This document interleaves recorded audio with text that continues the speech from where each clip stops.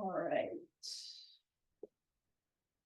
Thank you so much, everyone, for joining us on Zoom and in person for today's event, Voices from Ukraine, How Civil Society Supports Ukraine's Wartime Resistance. I'm Sasha Shpatalnik. I'm the program administrator here at the Jordan Center, and I'm so excited to be introducing our speakers today and our chair. We're so grateful to Ada, Anna, and Olga, who will hopefully be joining us for joining us today in person and on Zoom for what's sure to be a really timely and very important discussion. Ada Wordsworth is a writer, researcher, and volunteer based between the UK and Ukraine. In 2022, she founded HARPP, a UK-registered charity focused on home repairs in the Kharkiv region of Ukraine. Currently, she's also working on a PhD on Ukrainian Soviet-era cultural heritage at UCL, and her essays, features, and reviews have been widely published, including in 1843, The Guardian, The Telegraph, Granta, and the NYRB. Anna Serdiuk is the editor-in-chief of Vilne Radio, a media outlet originally based in Donetsk Oblast, now working remotely due to the conflict. Vilne Radio plays a crucial role in providing vital information to refugees from Donetsk Oblast and actively investigates Russian war crimes. One of their significant contributions is the creation of a comprehensive map of humanitarian hubs throughout Ukraine, which is used by local governments to assist refugees in locating and accessing help. Additionally, Vilne Radio regularly reports on available shelters and resources for refugees across the country. And Olga Nikolska has been working in the nonprofit sector since 2002 and currently works as the Culture of Philanthropy Development Program Director at ISAR Ednania. The organization works on developing the skills of Ukrainian community foundations to raise funds locally and gain influence in their respective communities. Since 2022, she's also run the organization's communications and fundraising programs, including their People-to-People campaign, which works with individual donors and private foundations contributing to community development in Ukraine. And our moderator today is Emma Mateo, a postdoctoral fellow here at the Jordan Center, who studies political behavior in times of crisis, such as mass protest and war, with a regional focus on Eastern Europe, particularly Ukraine and Belarus. Her current monograph project explores civilian responses to conflict, focusing on the case of Ukrainian mobilization during the Russo-Ukrainian War. And drawing on fieldwork in Ukraine and systematic analysis of local and social media data, her project investigates the actions and motivations of ordinary Ukrainians in different local contexts engaged in the war effort as civilians. Emma also researches subnational mobilization during mass protest, mapping and analyzing local protests in Belarus and Ukraine for her doctoral research. So thanks so much, everyone, for joining us. I'm going to hand it over to our speakers now, and Anna will be speaking first. Yeah, excited for a really interesting and timely event. Great, thank you. If I'll just quickly chip in before we get started. Thank you so much to people here in person, in the audience, to Anna joining us, and hopefully Olga Nikolska will be joining us, but as some of you might know, the power cuts are particularly bad in Ukraine today, so we think she might be having some technical difficulties. So as you know, I know from some of the faces in the room, I don't need to tell you how very many extraordinary ways Ukrainian civil society have been engaging in the war effort in humanitarian aid since Russia's full-scale invasion. The current survey suggests that at least 80% of the Ukrainian population are engaged in the war effort in some way, whether this is donating funds or volunteering or participating in demonstrations against occupation and a wide variety of other things. So we have some fantastic speakers today, and we will turn to Anna first of all, who's joining us on Zoom, and Sasha already gave everybody an introduction, so please take it away, Anna.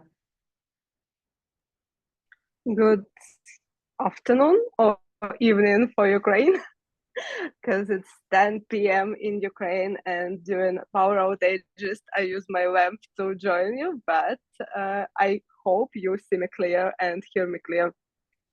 So let me start from small introduction after you already introduced me, because I thought I would do a bit more. I hope it's not a lot to hear about. Well, I'm working with Vilne Radio from the start, so I can share a bit how we work for now. We do evacuation assistance through information. We make government data accessible and promote accountability in public service, public spendings, and support democracy via petition even nowadays, because people try to make something happens, something better happens even nowadays, and change our society even nowadays. As I told previously, well, our maps is one of the example how we work nowadays, and I will tell a bit more about it. But probably I'll start with a story, which I wanted to start with some photo, but I cannot share it, so it will be just my words, and I hope it will be okay. A man in a small town, almost under occupation, read our article about Russian crimes and decided to evacuate. It's only one life, it's only one decision, but is it only? I'm not sure. And we know about this case only because he actually shared the story with volunteers who helped him with evacuation. He actually said them, well, I read a story about these crimes and I realized, I personally realized that I am not ready to live like that. So I will go somewhere else. It's not an easy decision to make, leave everything, evacuate to another region and start everything from zero.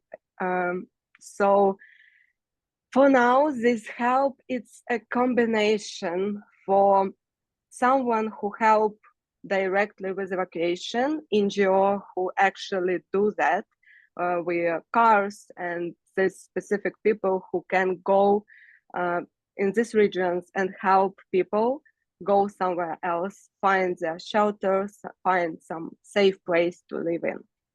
And there is a bridge between them and people who are not sure about that for now. I see us as this bridge, first of all.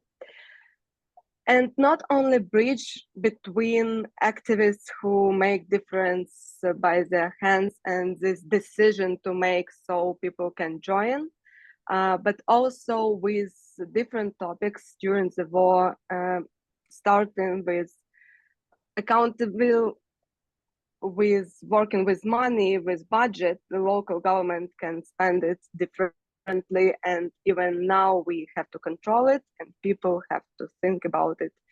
And also it's a help with life changing. It's a different life changing. It can be a job, it can be a place where people can live, or finding humanitarian aid. I don't have a lot of slides, but I will share our website, and this is how we started. You can see now that the very first article, the main one, it's an actual article about humanitarian aid that you can find. This QR code will help you to find this website anytime. I hope it will be helpful. And we do a lot of articles about humanitarian aid for now. We write articles about people who can inspire nowadays, and I do believe that we actually need these people more and more, because our nowadays situation isn't helpful for our mental health sometimes. So when you can see people who do something, it helps you to realize that you are not alone and you will manage, at least maybe a few days later. Let me introduce you to Valery Krivoshey. It's a blind person who is 71 years old.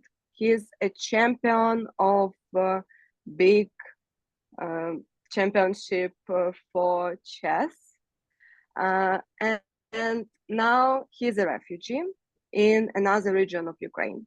We shared a story about him, how inspiring he is, because person who cannot see anything found new home, tried to manage his life in new location, and tried to actually touch everything around to meet a new place, because it's not easy when you cannot find anything because you haven't have a chance to learn it.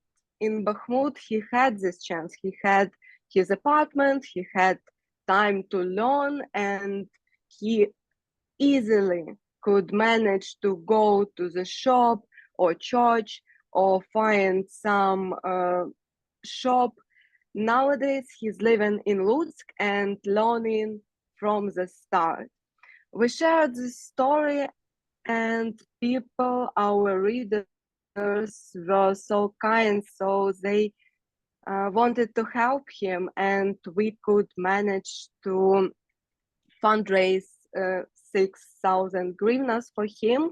It's a month's rent pay, and it's not a lot, but it was a quick fundraise with emotion that we want to help. This emotion, it's not something that will surprise you in Ukraine nowadays. It's something that you can actually see from time to time, and I used to it even. Sometimes I forget how impressive is it, how easy we can share our salary, how easy my bubble decide to spend their salary for donation first, and even with going red sometimes it can be donation still. But still not everybody can share. Someone needs this help. This is why we still are a bridge between government and people in need. This map, and not only this one, it's a circle of map, I would say, maybe. So it's a mount of map for different part of Donetsk region and their humanitarian hubs that they provide through all Ukraine. You can easily find it on Google Maps, and you can check where is the closest humanitarian hub to you. It's an easy check. There is some supplies for a kitchen, there can be hygiene, there can be some products, and it's easy to find because this access that we made, it's just understandable tool. We made it a year ago, and during this year there is over 200,000 people who find some humanitarian hub via this map. Even local government use it to provide information about it because, well, somehow this tool is more comfortable for us to work with than for them. So we still help them to manage it and provide new information, because some hubs can be closed, some new one is coming, and we add new information and new one so people can easily find it. Not only someone in need, but also volunteers, as we know for now, sometimes check this map to understand maybe they can share some help when they are ready or have something to share. We added on this map not only location of this humanitarian hub, but also a phone number, and sometimes it's an email address, because it's something that weren't published on Google somehow. Mostly some local government posted it on Telegram or Facebook page. Sometimes it could be hide in documents, so it wasn't easy accessible for people. And I believe that this map has huge potential to help people even more. And I hope that we will improve it from time to time. And this is actually all for my presentation. But I hope that I shared a few examples that can show how even media outlets can be a bit of service nowadays and help us to survive, maybe a bit. Thank you so much, Anna, for sharing. The first thing that I want to say is it's so touching to hear. I mean, it must be for you, but also for us here, I think, how stories about how your work, your articles have helped people in Ukraine access support. But I'm also very grateful for your work as a researcher who studies this, because it's local media and you and your colleagues writing about, for example, humanitarian aid in Bakhmut and the efforts of people from Donetsk, which enables people like me to study it as well and understand this better. So thank you. I'm not going to talk for a really long time, but I just want to connect a couple of threads before we pass over to Ada. Some of the things that you've talked about, Anna, are fantastic, and I also think they really are in a lot of ways reflective of the experience of a lot of volunteers and civic organizations in Ukraine. You mentioned the really like grassroots informal nature of a lot of what happens, people helping other people, a very like horizontal level grassroots approach, which I'm sure, you know, Ada has seen as well, right? This overlapping of community groups and local organizations working together with the local government and local authorities, sometimes adding on to their provision, them learning from you, you learning from them, you giving them resources. Thank you so much for sharing. I have a lot of questions, and I'm sure folks in the audience will as well. So Ada, we'd love to hear now about what you do. Please go ahead and share with us. We don't have Olga with us yet, do we?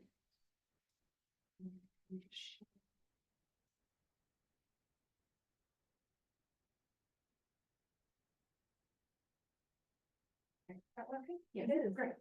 Hi, okay, thank you all so much for coming, both in person and online. So my name is Ada Wordsworth. I am the founder and director of KHARPP, which is a grassroots organization which has been working in Ukraine since the beginning of the full-scale invasion. I want to talk today about grassroots reconstruction, which is kind of, you know, there are a million different types of grassroots activism which are happening in Ukraine right now, and this is just one aspect of it, but I think is one which brings together quite a lot of parts from all the other things which are being done. So some background on just HARPP and my organization. I'm British. I moved to the Polish-Ukrainian border at the start of the full-scale invasion and started volunteering there. While I was there, I founded HARPP, which initially we were supporting refugees on the border, and we were going to Kharkiv and taking like aid and ambulances. In September 2022, the third of Kharkiv Oblast, which had up until that point been occupied, was liberated, and we decided to move towards repairs. Our logic, so this is just showing where we work. So Kharkiv, and this is the Kharkiv Oblast we're working in. So our logic in doing this was basically that it seemed like a way to provide really long-term support for people. We've been kind of sending aid boxes with food and things like that, but just everything felt so temporary. Which, you know, and part of that is a kind of selfish thing, wanting to feel like the thing that you're providing to people is going to last a long time, and that gives you more motivation to keep going. So when Kharkiv Oblast was liberated, myself and my colleagues started driving around the Oblast, driving around different villages and asking people what they thought they needed and what they felt they were lacking currently. And time again, people would say windows. And so we went to the main town in the area, which was actually just there, and found a shop which said windows on it, and knocked on the door, and met a very nice woman called Victoria inside, and asked if she could help us provide windows to the villages to the north of the town. And she was delighted to do this, and we still work with her to this day. And so obviously it's all very much like very, very grassroots, very down to earth, very sort of direct, I guess. So why reconstruction? For me, working on reconstruction in these villages is not just about reconstructing homes. It's also about giving people back a sense of hope, giving people back a feeling of the future, which I think reconstruction does more than any other type of aid, because it is just giving people back their homes. It's giving people back a space they can feel safe, even if that safety is very temporary. Our project is also really focused on doing some kind of economic reconstruction, in the sense that we employ locals in every village to do the rebuilding, which ensures that like money stays in those communities. I hope that it also ensures that the people who are working for us feel that they're taking part in the reconstruction of their communities. But this isn't just kind of us coming in as a Western charity and kind of dictating what should be done in Ukraine. Like our role, from my perspective, my role is that I can get money from the UK and from the EU and from the US, and I can just put it in Ukraine, where people know what they need. It doesn't need to be some kind of top-down approach. It's entirely allowing communities to determine their own needs. So reconstructing in Ukraine right now is arguably quite controversial because the war is ongoing, things are still being destroyed, especially in the areas that I work in. Since the spring this year of the new Russian offensive, villages are being hit again. But we are still doing this grassroots reconstruction work, and so are many other organizations. And there are a few quotes from our recipients that I always think about when I think about why we continue to do this work. And so one is from a woman from a village called Malagorody, which is about 5 kilometers from the Russian border. She stayed there all through occupation, which they were occupied for the first 6 months of the war, and all through the kind of horrors that came after occupation when they started being shelled very relentlessly. And I asked her why she stayed, and she said that as long as there are Ukrainians on this land, it will be Ukrainian. And so from my perspective, us helping her to stay in her home by providing her with new windows ensures that she is allowed to keep her little patch of land as a Ukrainian patch of land. This was from someone, this wasn't actually one of our recipients, this is from a woman who received help from a different Ukrainian grassroots organization, and was able to move back to her home because of that aid before having to leave again 2 months later. And said to me that rebuilding gave us 2 months in our home. Even though we've had to leave again, it was the happiest 2 months of our life. And I think that kind of gets to the bottom of why this reconstruction work is so important, even if it is temporary. Because a lot of the time I speak to donors and I try and persuade people to give us money, and they say, well, what's the point? Because these windows might not last the winter. But for me, that doesn't make much difference, because you're giving people just a little bit of time. And in the end, all aid is temporary. If you give someone food, they're going to eat the food, and then the food's gone. But what you're giving people is just a small period of time where they can have hope and they can have their home. And a lot of people never expected they'd have that. You know, when their homes were originally destroyed, they never thought they'd be able to go back. And so giving people that opportunity, I think, is so important. So I wanted to talk now about the different aspects, the different organizations, the different sort of functionaries who are rebuilding Ukraine. And so you have your grassroots groups and your village to village mutual aid, which is kind of where people just in their communities are raising money to rebuild the homes of their neighbors. And these are things that I see most and that I'm most involved in. But you do also have other organizations doing things. You have international NGOs, who especially in the Kyiv region and Chernihiv region are doing a lot of rebuilding. Religious organizations, especially evangelical organizations in eastern Ukraine, are taking a really big role in rebuilding. As are international governments and to a certain extent the Ukrainian government, with help from groups like USAID, who put a lot of money into programs like Yevadnovlenia, which is doing these repairs.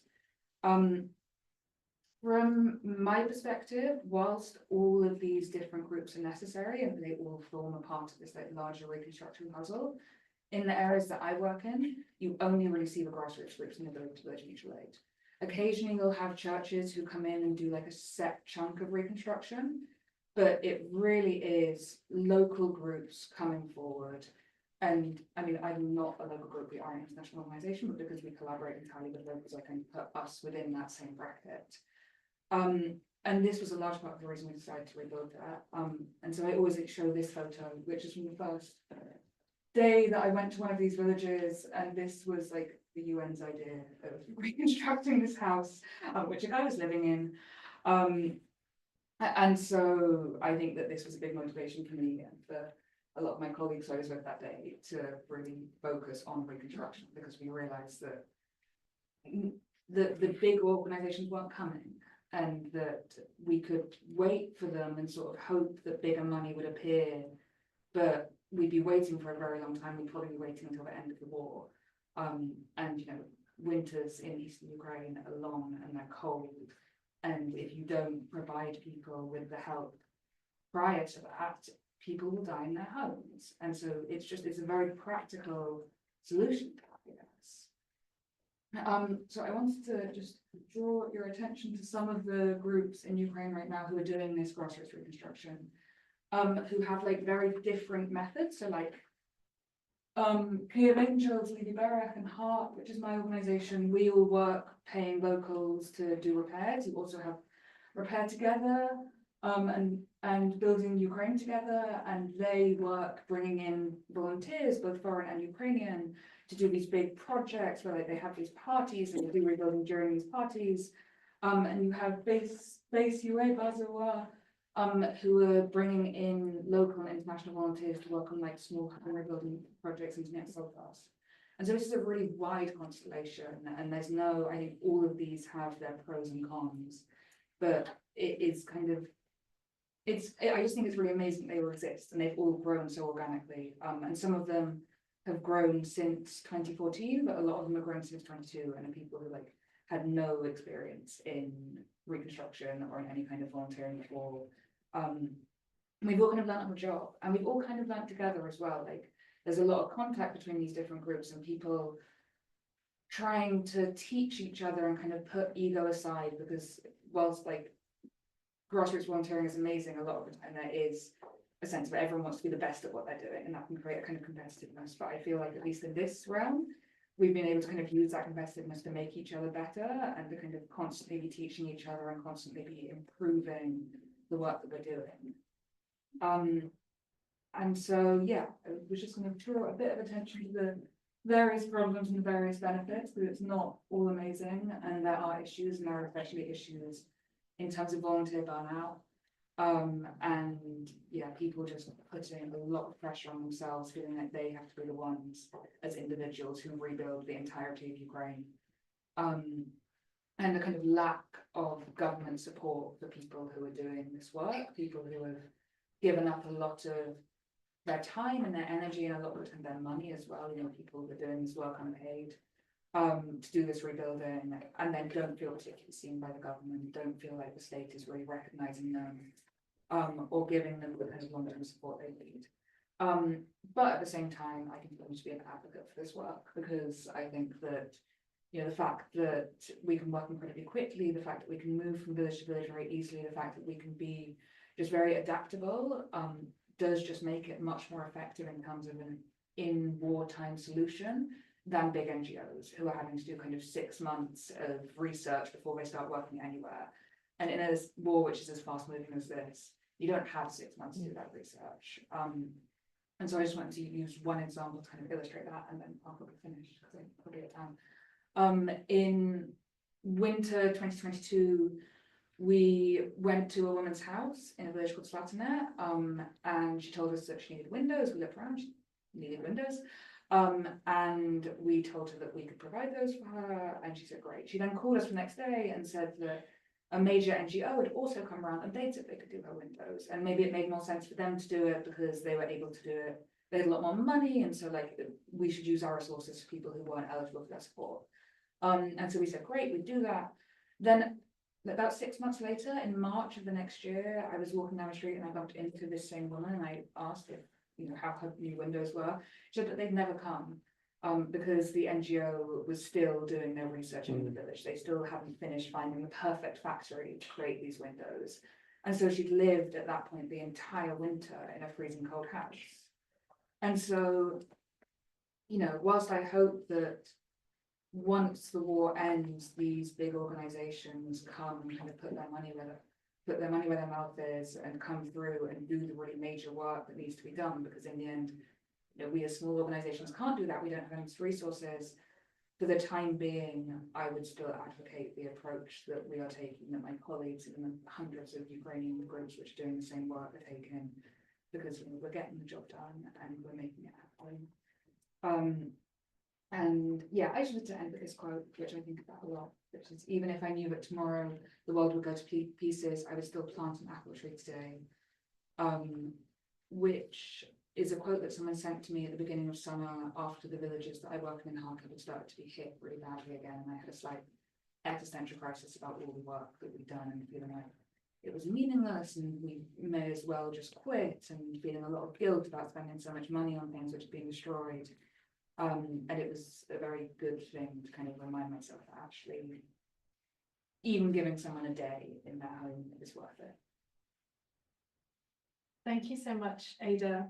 I really appreciate you sharing both about your organization and also this kind of slightly bigger picture based on your experience. I think you've done a great job building on what Anna shared, of showing the role that ordinary Ukrainians are playing in providing humanitarian aid and reconstruction efforts in Ukraine, particularly in neglected areas and amongst communities which maybe aren't served by these big organizations, for all of the billions and billions of dollars, the aid that poured into Ukraine, particularly in the first weeks and months of the full-scale invasion. Very, very little of this, studies have shown, actually made its way to Ukrainian organizations. The situation improved slightly, but I still imagine that the balance hasn't been fully corrected. And yet, as you pointed out, these grassroots efforts you're using, your organization and Anna and colleagues and similar organizations are able to be so nimble and use resources so efficiently, and that's so important, as you articulated, when the need is very great and the situation is really fluid. I also just wanted to flag that although your organization is an international organization, I've lost the ability to speak English today. Although your organization is an international organization, one thing that I find very interesting and I really admire is that you operate in a very similar way to a lot of the Ukrainian organizations I've come across. You're very grassroots, you're very networked, you're working with Ukrainians, you're collaborating with different organizations, different groups working together. And so that, for me, that really, I'm always a little bit hesitant sometimes when I organize things about giving a platform to international organizations, because I think our Ukrainian colleagues and friends are doing such fantastic work. But I think HARPP is great as an example of where we can actually, where foreign organizations can actually be inspired and led by the work that Ukrainians are doing. So thank you. I would like to, we're finishing at 12:30, right? So we have a little over an hour, right? So I'm going to ask a couple questions to kind of open up the discussion more. We still don't have Olga, do we? Okay. And then I'll open things up to the audience. So one thing I wanted to ask is, from things you both have mentioned, I feel like the kind of support that you offered has also evolved a little bit over the course of the war, since the full-scale invasion. And we've seen this with other organizations. There was kind of this emergency crisis response, but then we see different organizations, groups kind of finding their niche over time and figuring out, what is the thing that's needed and how can I fill that need specifically. So I'm just wondering if you could share a little bit more about how the kind of work that your organization does has evolved since February 2022, and how you arrived at the work that you're doing now. So if you're okay to answer first, Anna, that would be great. Thank you. And I hope you can hear me okay. Yeah, thank you. Well, we started with quick news, and we thought it would be the best way to serve people just with information that, well, there is some kind of attack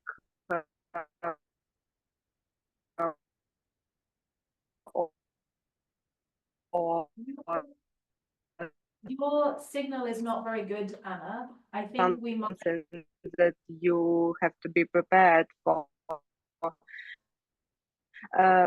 Then better, as I can see or not. Can you hear me clear Yeah, it's or not? okay. There was a bit of Is a it lag. better? Now, Yeah. thank you. Maybe without video, might Okay, have more Yeah, signal, more audio signal without video. yeah, maybe Great. try turning off your video. So we might try. Okay. Yeah, Is it better now? I think Can so. you hear me Yeah. clearly? Okay, let me try this way. Sorry for that. I'm not sure how can I change it, but um, so about our changing, we started with quick news and some sort of information that now you can go to some specific place in your city and there is some help from local government. And after years, mostly our audience became refugee. It's not for now. It's not people who is still living in the Donetsk region. There is partly, of course, people who stay there, and we still provide them with information about situation there and some kind of help that they might find. But we do try to find more information about opportunities somewhere not in the Donetsk region. I'll explain it quickly. I can see how much of aid we have in the Donetsk region when we talk about food and medicine and everything, but people are getting used to it, and some of them decide to stay there because they just get used to have everything without work. Sometimes I'm not talking about everybody, but there is a case in some critical area that some people in need, they stay there because they are afraid of going somewhere. They don't feel like they will be safe and they will have something somewhere else. And on the other hand, they can see how much how many opportunities they have close to this front line, because there is a lot of organizations who want to help and they try to help, and I totally understand that. So we provide more information, like more. Our keywords for now is a help in different regions for refugees and how you can adapt this new reality when you can live somewhere else, not in the Donetsk region, because we know that more over than 70% of people from the Donetsk region before full-scale invasion, they have never been to another region of Ukraine. They used to be in the Donetsk region, and this is a stress to change something. So our main focus for now is help in different regions, and also we try to explain war crimes from Russian side, how hard can it be to stay there when frontline is coming and it's extra close to you. I see how people stay in the Donetsk region and try to rebuild something in more safer part of the region, and I really appreciate it because we can see that there is some people who want to live in the Donetsk region, and well, it's a bit of hope, but still, I wish we could help them to realize that this is a time to find safer place.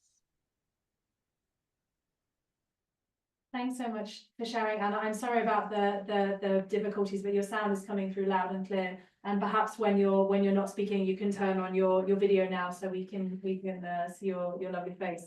So it really sounds like in the case of the work that you do with Vilne, you started off kind of generally trying to give information to as many people as possible, and then you realized that actually this group of people who were displaced from the Donetsk region, they really need the support, and you targeted that, and it sounds like you're doing excellent work.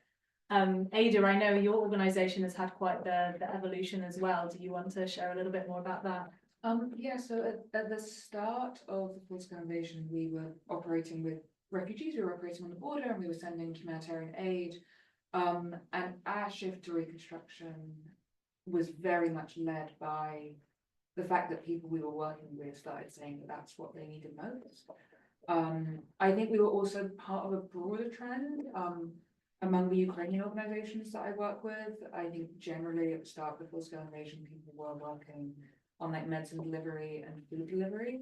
And then when it came to September, October 2022, with the liberation of Kharkiv Oblast, and then a couple of months later, the liberation of Kherson and half of Kherson Oblast, I think there was a feeling that Ukraine was on this sort of train of liberations and people could start rebuilding.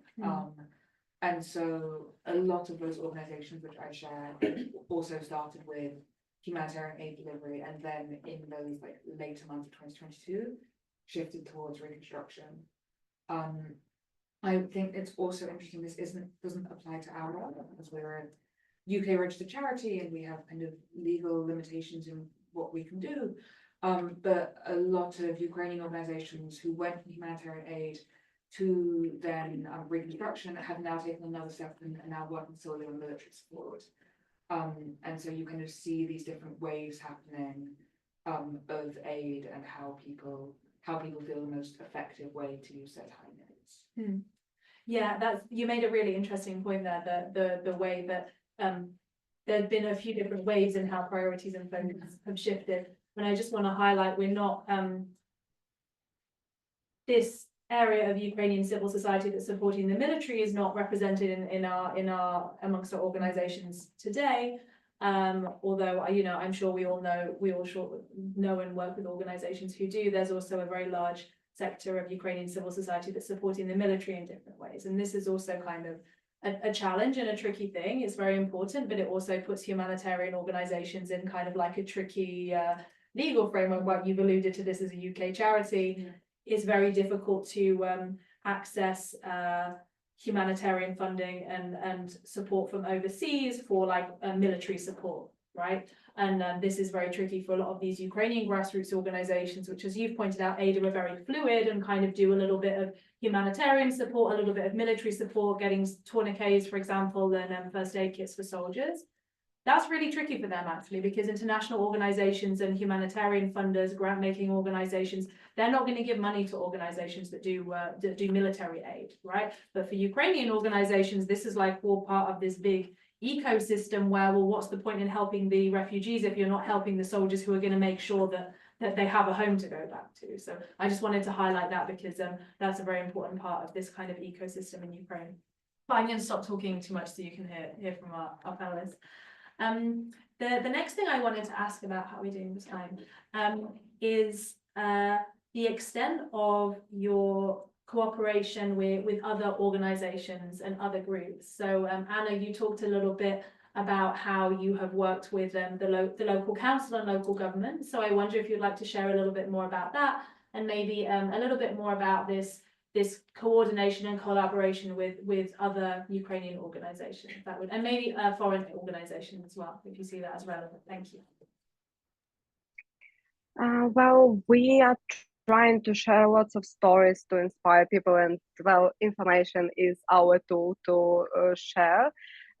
We started to add all these cards and QR codes and everything so people can join and not only read the story about some inspiring people, but support them and find easily how to help them with money, because that's that we all need. Actually, we personally, as a media, we fundraise almost $5,000 last month for army. It was just a part with our audience, and I understand it's not a monthly payment that we can do. Not, it's a fundraising with an audience of refugee and different people who don't have like lots of incomes to share. So it's a kind of huge thing that we can do well, maybe once in a year. And we can see it a lot. We see businesses that you will never think about army and this business. How can it work? How can how can cosmetic fabric just make something with or maybe gas station? Well, okay, gas station can be because petrol, everybody need it, but still we can see how housekeeper can buy supplies for kitchen and help army, because 5% of it will go to army in each shop that provided. We can go and buy clothes will fund army, and this is actually a lot. And this cooperation helps. We cooperate with government a bit. Cannot say that it's a lot because, well, it's not helpful for media to work with government together all the time. It's kind of hard thing, but with this something helpful, some services that we can provide, and sometimes our skills can help, so we are ready to help at least at some point. With investigation, we share all our data with police, so we can see how some people who works with Russians was found after that. Sometimes we work with government to share more information with them, and I hope that our easy way of telling stories help, as we can see. Thank you, Anna. Thank you for sharing. That's so interesting. The more we hear about Vilne Radio, the more we realize you're doing so many different things with your site and your organization. Ada, do you want to talk about your cooperation? You've already touched on this a little bit, but please feel free to share your thoughts. Yeah, so we predominantly cooperate with one Ukrainian organization called Libera, and our cooperation with them is quite direct. They work in pretty much all the same villages as us, also doing reconstruction, but they mostly do roofs and we mostly do windows and doors. Oh, that's good teamwork. Yeah, and so kind of worked out quite well in terms of being very like financially efficient to divide things in that way. And also just like bureaucratically made both our lives easier because they come from different factories. And so it meant that each organization was only having to deal with one factory effectively, which makes accounting a lot easier. But also was great for us because they had more experience with rebuilding. One of their team members had previously worked in construction and so was able to really advise us. And also as an organization was run by foreigners but working in an entirely Ukrainian environment, in an entirely kind of grassroots Ukrainian environment, they were also just very able to kind of educate us. And like still, even like 2.5 years in, I very much turn to people from that organization for help and kind of knowing the right thing to do in different situations. We also collaborate quite closely with local administrations. Ukraine is obviously very like decentralized, and village administrations have a lot of power in their communities. And so whilst when we originally started working, we were doing everything separate. So we like had a form which people could fill in to request help, or they could just call us. And the kind of the logic behind that was that we didn't want village administrations to be like prioritizing their own friends and families in repairs. After a few months, that became like completely untenable. Like I woke up one morning to over 700 missed calls overnight with people requesting repairs. Wow. Because there wasn't anyone else doing it, right? Like in these communities, there were only really us and Libera that were doing repairs, and so people were so desperate for help that they just stayed up all night ringing us, which was just obviously way too much pressure. And so ultimately, we started working with local administrations. Which has been a mixed bag. In some cases, it's fantastic, and we've developed really close relationships with them, and they, you know, we support them in terms of like doing these repairs, but they also really support us. Like a few months ago, my car broke down, and like the head of the village came and towed it for me, and then like took it to the best mechanic and made sure they did a really good job, and like that's great. In other cases, there are obviously issues with people like prioritizing their own families and things like that, which is like completely understandable, and I think most people would be doing that in that situation, but obviously does put us in a difficult situation. And as long as you do things like a human eye, like recognizing that people aren't trying to like trick you or mess you around, they're just trying to protect the people close to them. It's been a very positive experience working with local administrations. Yeah, no, thank you for sharing. That is really interesting to hear, and amongst the organisations I've worked with, I've also heard mixed things. Some local authorities are fantastic, some local authorities make volunteers' lives a little bit harder. I like your approach of understanding the kind of like human side of it, because they're all human as well. I want to acknowledge that this is my last question, so in the audience you can all be thinking of your thoughts. I want to acknowledge that although a lot of this of the work that both your organizations and your teams are doing is very inspiring, this is also a very challenging moment for Ukraine right now. I mean, I don't need to tell you folks this, but you know, the war is dragging on. There's a lot of concern about the extent of support, and we're heading into the winter.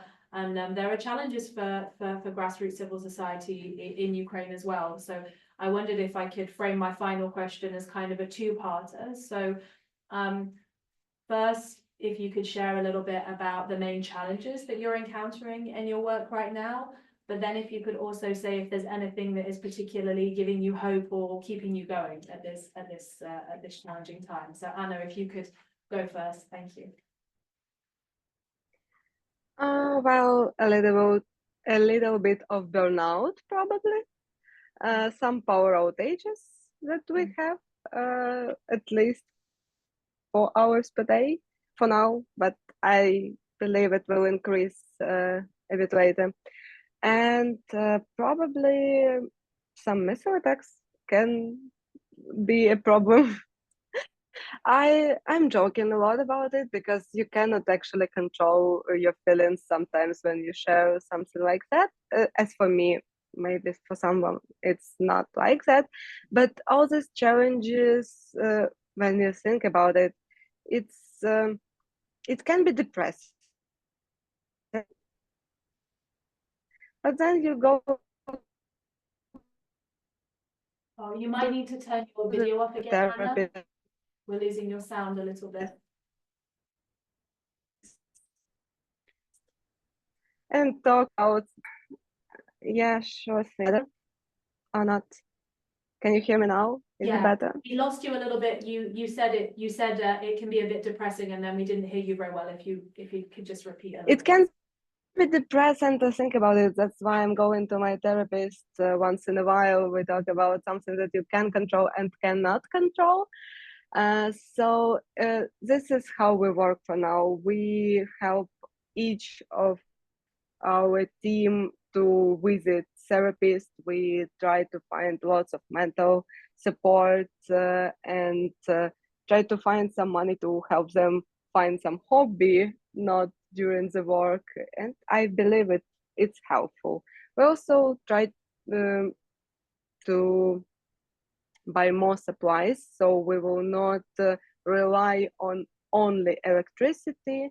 For now, I know that me personally, I am gonna work at least 7 days with power outages. So we adapt some rules that we have, and I believe that it's kind of Ukrainian thing. You just, what can you do? You can live, love, find some friends, and share some stories. Sometimes I can see that the most common topic that I wanna read is inspiring stories, maybe some interviews from people who still can do something, and then I can return to work too. So we provide these stories. We try to talk to people who can inspire, get inspired, and then try to work more. Thank you so much for sharing, Anna.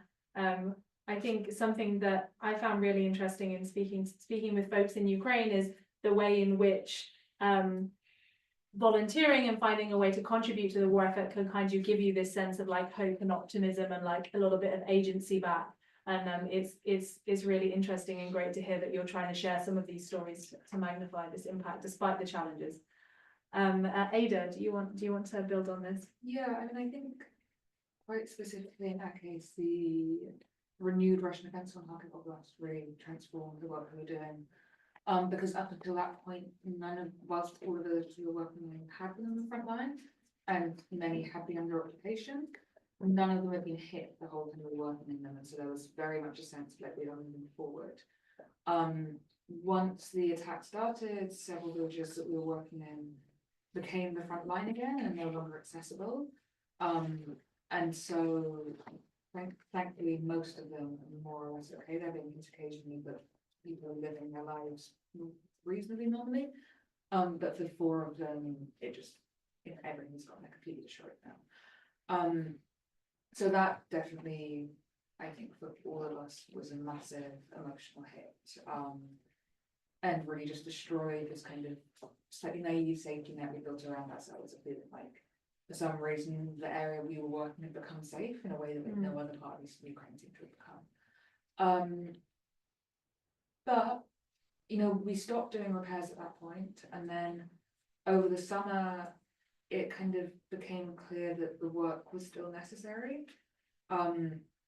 I spent a lot of time speaking to the local administration, speaking to other volunteers, speaking to people in the villages, and kind of realized that the winter was still going to come either way, right? Like there was nothing we could do about that, and so we had to make a decision about whether we needed to stick to the principles we had all along or not.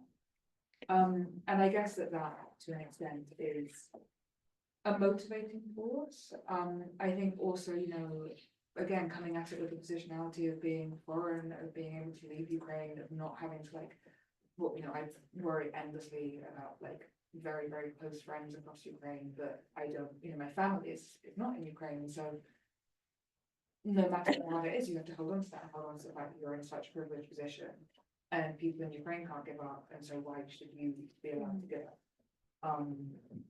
And you know, for as long as my team is willing to keep working, I shouldn't be able to say I'm too tired, because they're continuing to work in villages which could at any way become the front line of them, and they know they want to keep doing that. And so I think taking a lot of inspiration from that, while simultaneously also trying to say to them, like, take a break from that, lead by example, yeah. But I hope that together we're able to find some kind of balance of me saying like maybe we should all go somewhere a bit quieter for a bit, and then saying no, we have to keep working, we have to keep supporting these. Yeah, I think you both touched on burnout, and from what I understand, this is a very real issue, and I think it, you know, this is something it's really important for us to remember. Based in countries far away from Ukraine, like it might feel tiring and frustrating and annoying for us to keep hearing about the war every single day. But imagine how that feels for Ukrainians and for people in Ukraine supporting. If we're getting fed up of this and we're getting tired, imagine how they are feeling. And I just want to, you know, massive respect for you two and your colleagues for all the work you've been doing for 2.5 years now.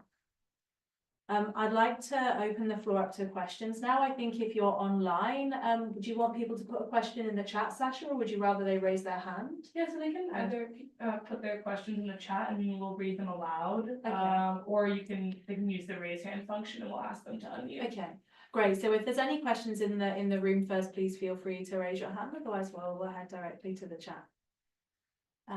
Yeah, the gentleman over here. Hi.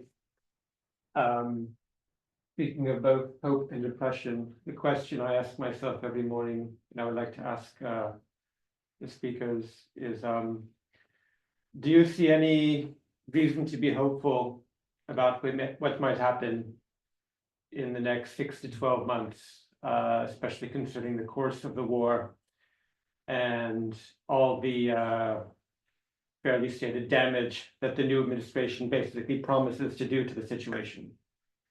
And not just spiritually in terms of, you know, Ukrainian spirit will always prevail and all that, but I mean, in terms of the hard reality and just what you think might happen.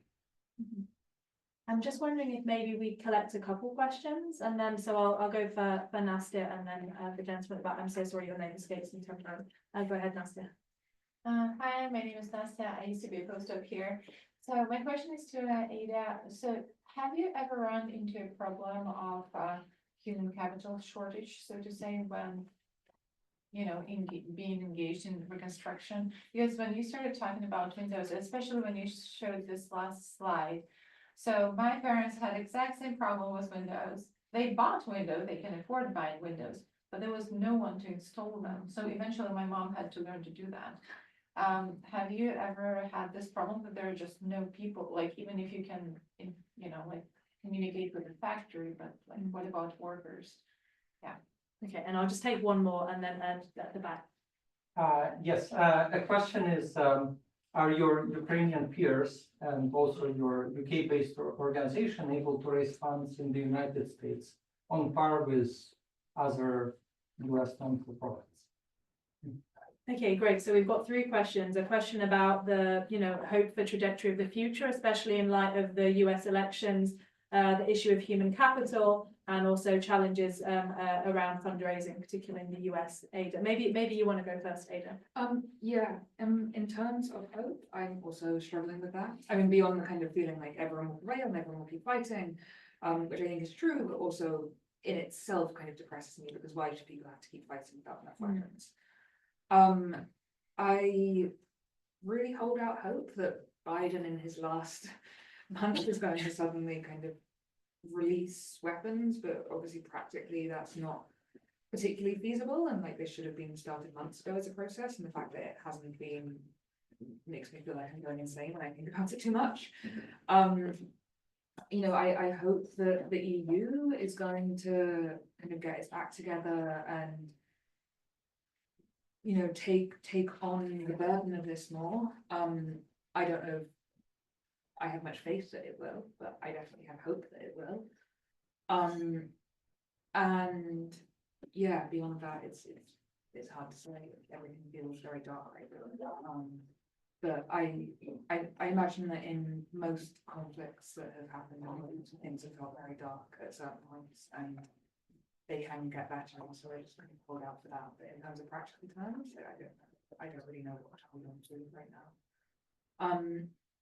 In terms of labour shortages, we've generally actually been okay. Like the villages that we work in have always had people who are looking for work. The only real issue that we've had is when the new mobilization law came in, people, because like where we're working, there are checkpoints between every village, and people stopped wanting to travel between villages. And so it normally was okay, even if there weren't people to work in the village, because someone could come from somewhere else. But most of our workers are conscription age men, and they all stopped wanting to travel full stop. And so that became a bit of a crisis, and then we were employing local people who didn't have any experience to do stuff, and then everything started going very wrong, and none of them could measure windows, and it was all pretty chaotic for a while. But for the most part, I think we've got quite lucky. I think there's something, I'm not quite sure why, I'm not sure if it's a particular area that we're working in, that these are quite industrialized villages. And they're an area of the country which hasn't seen mass mobilization in the way that other parts have. But also where villages had quite a large population before, and so there's a lot of kind of working age men. Because I have heard it happen a lot in other parts of the country, and in areas where like most young people have left. And in these places, people most young people have left, but there's just always been a select group. But yeah, I think it varies so much. And it was actually one of my main motivations for working in this like northern part of Kharkiv Oblast, was that it seemed like there were young men looking for work in most of the villages. In terms of donations, we can take, so we're a UK registered charity and a Ukrainian registered charity, and so like we have tax break status in those two countries. We don't currently in the US, though I do hope that we will.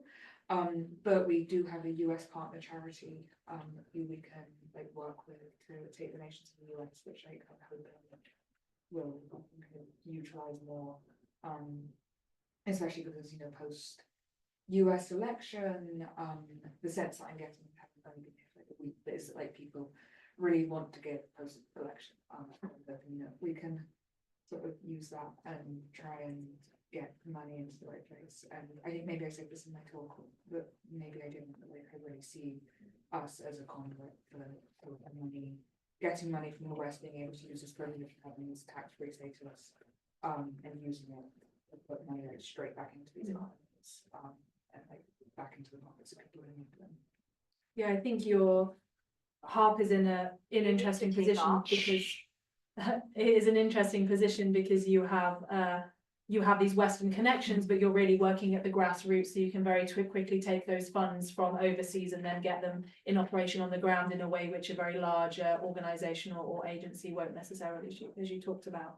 Anna, what would you like to say about this in terms of your thoughts about the future of the war in the next 6 to 12 months? And maybe you would like to add a little bit as well about any issues with fundraising or human capital you have as experienced as well. I'll try with camera at least once. Okay. I can switch after. I do have hope. I believe that we can live while we are alive and do something at least, and then nothing can hurt you. I think so. So any result of election, any result of current situation, we can work with it, and somehow we will manage to do something. You can, as for me personally, I think that, well, today I can do that, and nobody can change it.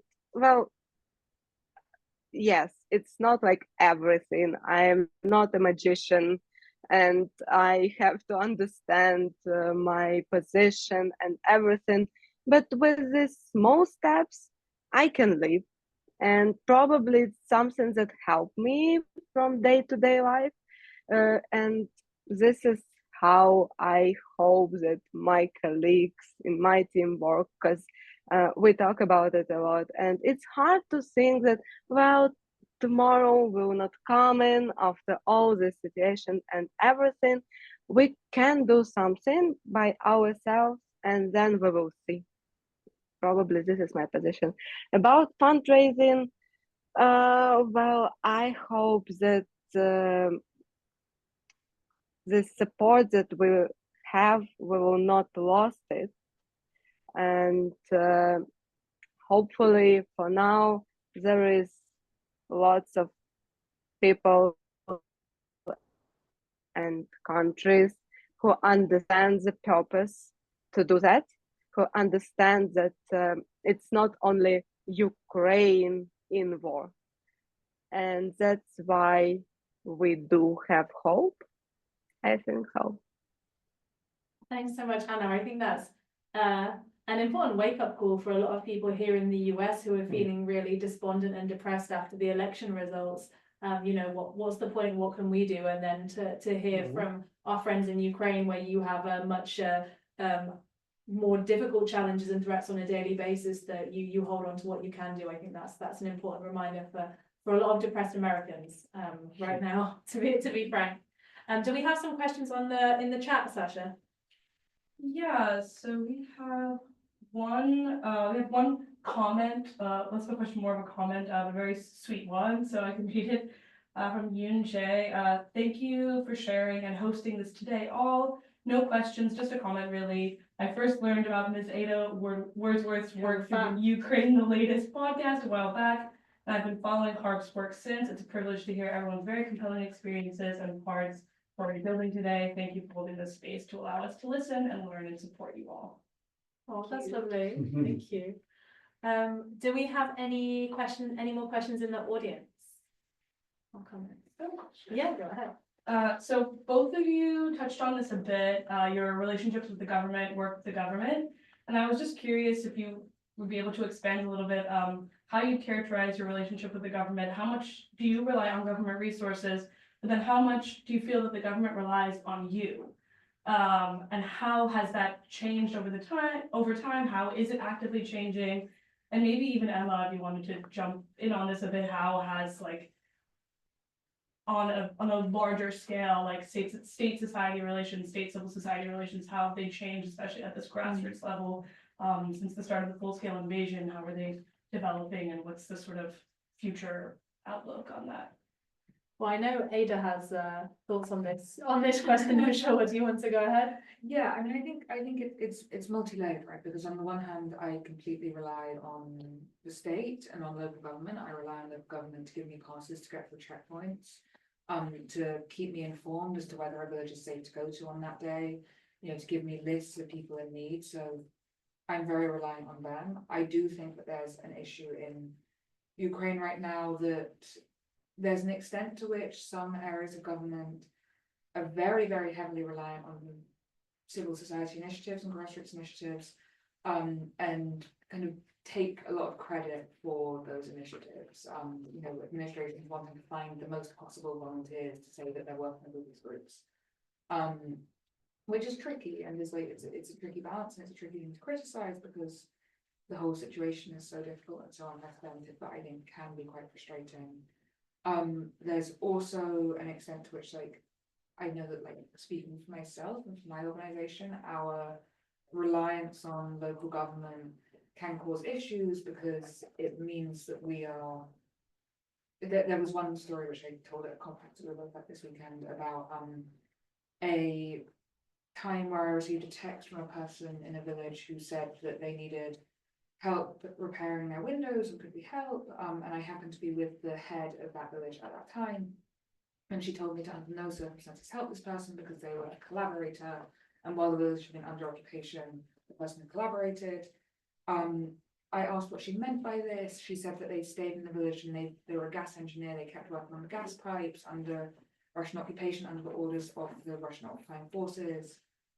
From my perspective, I don't see that necessarily as collaboration, but I do need to maintain a good relationship with the local administration, and if they see that as collaboration, I kind of have to also see that as collaboration, because if I start providing support for people deemed to be collaborators, then the local administration might stop working with me, and then I can't support other people in the village. And so, yeah, there are a lot of benefits to working closely with local administrations in terms of safety, in terms of access and things like that. But I think especially in the current situation where there's so much tension and people are dealing with a lot of trauma, it can also create problems. And I don't know what the solution to that is, to be honest. I don't know whether it means that we should be less reliant on local administration. I don't see how that's even possible. And I also, again, would like be hesitant to. I feel like when I say the story, people can often judge the person from the local administration, kind of accuse them as guy of being a collaborator, but also I don't think that. I mean, I definitely can't understand what it is like to have your village be occupied and how you feel towards the people who stayed and the people who left, like the complexity of that trauma. And so, yeah, again, trying to approach these things with like a lot of humanity and recognizing that everyone is just trying to do their best to get through like a hellish situation which none of them asked for. And as a grassroots group, that we just have to try and kind of engage with that as best we can and help as best we can. Thank you for sharing that. Anna, do you have thoughts on this, about this relationship between your organization and government, and this kind of ecosystem of exchange? Well, we do have trust issues, and this is something Not so diplomatically. It's something common in Ukraine, probably. It's not a new thing with full-scale invasion, but yeah, we have to collaborate in terms of helping people. And this is the point that we try to get through with in our talks. Sometimes it's working and we can do something together. Not like it's all the time, but we still are talking about budgets that are not spending well, and we still do our journalism part of work. We are not just activists who want to help and do serve people. So we remind them how government works, and that this is their money that is spending, and this is some issues with it sometimes. So that's why it's not that easy for us to work with government. They are more afraid to show something that we can use against them. After all, maybe. On the other hand, we try, and when we can actually help, like with these maps, we are glad to do that, because we wanna help people. It's not like we wanna be against government. We just have trust issues, and probably we will have to work with it more as we see now, but I don't know how, to be honest. Yeah, I guess also as a media organization, you're in an interesting position, right? Because you kind of want to, you know, speak truth to power, and so media in Ukraine has played a really important role in upholding democracy, but then criticizing the government at whatever level is a little bit challenging right now in some things. If I could just add a little bit based on my experience. So one of the, I mean, as we've spoken about, one of the incredible things about what we've seen happen in Ukraine is the way that ordinary people and civil society organizations have stepped up to fill in this need that is present following Russia's genocidal war in Ukraine. And on the one hand, that's fantastic. But on the other hand, as Ada alluded to, this is basically, there's a lot of ordinary people doing jobs that really the government should do, right? And that's great because it means those things get fulfilled, but that's also problematic because it means that the government can start to rely a little bit too much on ordinary people who aren't being paid to do this and don't have necessarily the expertise or the resources to do this. And I would say in my experience, the organizations I've spoken to, a lot of people are very aware of this problem, right? Like they say, we shouldn't be having to do this right now. We shouldn't be having to, you know, reconstruct these houses. We shouldn't be responsible for providing support for incredibly traumatized refugees, for example. But if we don't do it, nobody else is going to do it. The government doesn't have capacity right now because so much emphasis is just being put on the most immediate need, which is arming the military to try and win the war. So this, I would just say this is like very much a tension that Ukrainians are aware of, but there's a lot of pragmatism around it, right? Like this is not ideal, it shouldn't have to be this way, but for now, if the choice is nobody does it or we do it, then we're going to do it. And this is going to be something that's going to be interesting to see how this evolves as the full-scale invasion continues and what happens in terms of reconstruction actually, whether the Ukrainian government really starts to take back certain areas that it gets capacity, or whether it's going to rely on the goodwill and the hard work of volunteers in order to shrink the state and shrink provisions and move towards, like, if you're going to put it in political terms, like an extremely neoliberal way of looking at things and running the country. But I don't want to get too far into politics right now. Do we have about 8 more minutes? Do we have any more questions from the audience or online? Okay, go for it. Okay, so from Evan Chen, great talk today. I thought it was really informative.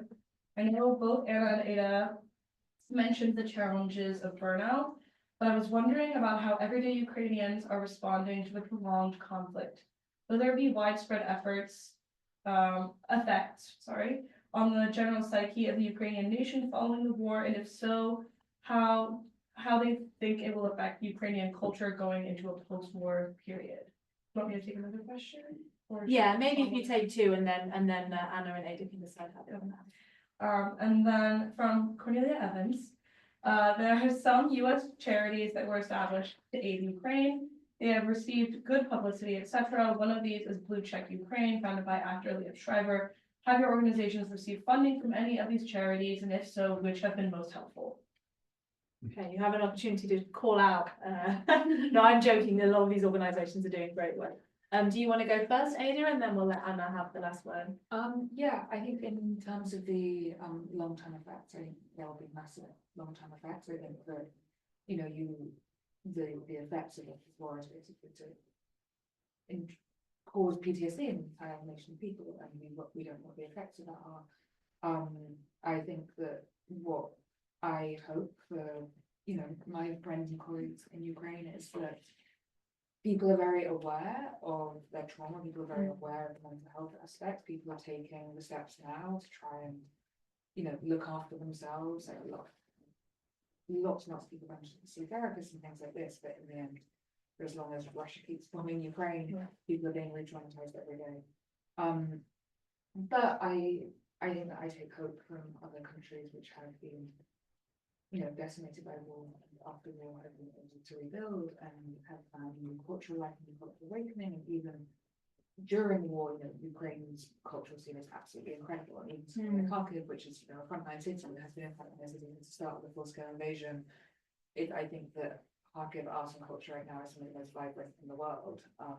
Kharkiv galleries, Kharkiv theatres are producing such incredible stuff, and so if this is what people are doing while under glide bomb attack every day, it will be amazing to see what people will do when they have some peace. In terms of US charities, the only US charity that I've worked with is Ukraine Trust Chain, which was also founded at the start of the war, and is an amazing organization which supports loads of different grassroots initiatives across Ukraine. Other than that, I don't know very much about the US sort of scene of these things. But yeah, I mean, the landscape is very broad, and so I think that there's room for a lot of charities to do a lot of things, and you might not know about all of them. Yeah, it's not necessarily a negative review of those folks. If I just briefly would echo, I mean, survey, I have colleagues who are doing work on like surveying, basically work trying to assess the impact of the trauma of this war on Ukrainians, and PTSD is a very high level in the Ukrainian population and appears to be particularly high, as you might expect, amongst people who are displaced or people most acutely impacted by the war. But as Ada has said, Ukraine is not necessarily a country with a super strong history of excellent mental health awareness and care, but there really is a push during the ongoing war. Olena Zelenska's headed an initiative, and just in the general population, as you said, and Anna already mentioned, working hard to get therapy for her team. There is an awareness of this problem that's not going to make it go away, but at least it is something that's in the general discourse. And I'd love to hand over to you, Anna, for the last word, as it were. Well, 8 out of 10 in my circle actually visit therapists, and I understand that we have a huge problem with it, because lots of them take medicine, and it's not a healthy thing to have for a long period of time. But we work with it. It's even more. It's more than we have ever worked with it, because we still have trauma after Holodomor. We still cannot throw away a bread. We still cannot think about less food than something, at least something in your fridge, and so on. And this is a cultural thing that we have for a few generations after Holodomor, and now it's even more with this problem. I know that people struggle with collecting things, buying something for them, because they're afraid of losing everything again, and they need only one bag with them. Through the years, it's changing, and we are trying to return to normal life with understanding that it's not okay to have one plate because you just switched an apartment. And I believe that with help, proper help, and working with it, we will change, but we still can live fulfilled life with all emotions that we have. Just thinking about it now will increase the result. I fully appreciate all the opportunities that we have now, and we have plenty actually to join, and I see the impact of it. I see how journalists, how and other people not from my news field changing after therapy, and I hope that one work with it will have a result in our future. Of course, with effect, but it will just be our natural cultural thing, another one that we used to have in our family, not like a bad thing, just something that we used to. Thanks very much for sharing, Anna. I just want to highlight again where you can get more information about some of the fantastic organizations we've heard today. Anna's the website for Anna's media organization is freeradio.com.ua. It is all in Ukrainian or Russian, I believe, but you can use translation tools on your browser to read some of these fantastic humanitarian stories that she shared. So that's freeradio.com.ua. And Ada's organization HARPP is harpp.com. That's HARPP spelled KHARPP.com. And unfortunately, Olga Nikolska could not join us today, but her organization is doing fantastic work supporting the ecosystem of Ukrainian organizations and capacity building. And if you would like to get more information about her work, she can be found at yednania.ua, that's spelled EDNANNIA.ua. That's a lot of N's and I's and A's, but also feel free to approach me, ask them, I'm happy to give you their contact details. I just want to say thank you so much to Ada for joining us here and to Anna for joining us all the way in Ukraine, despite all the power cuts and logistical difficulties. And let's finish with a big round of applause.